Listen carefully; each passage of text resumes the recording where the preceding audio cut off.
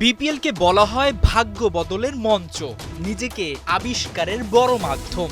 শেষ হওয়া টুর্নামেন্টের ১১তম আসরে আকিব জাভেদ ছিলেন সবার নজরে। ১১ ম্যাচে ২৮৬ রান দিয়ে তুলেছিলেন ২০টি উইকেট। এলিমিনেটরে তার দল রংপুর রাইডার্স বাদ না পড়লে হয়তো টুর্নামেন্টের সেরা বোলারই হতে পারতেন পাকিস্তানের এই পেসার। কিন্তু তাতে কি, যে পারফরমেন্স করেছেন তাতেই জায়গা করে নিয়েছেন পাকিস্তান জাতীয় দলে।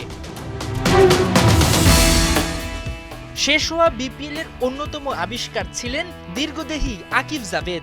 যেমন উচ্চতা তেমনি তার বোলিংও ছিল ধারালো।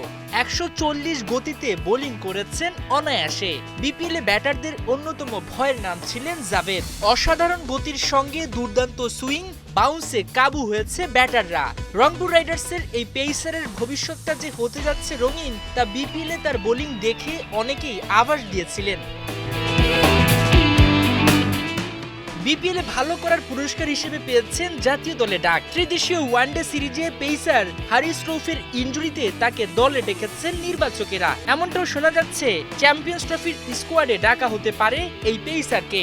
এর আগে বিভিন্ন ফ্র্যাঞ্চাইজি লিগে খেললেও মূলত বিপিএল এ পারফরমেন্স করেই লাইমলাইটে উঠে এসেছেন এই পেসার। মাহমুদুল হাসান সজীব, ৭১।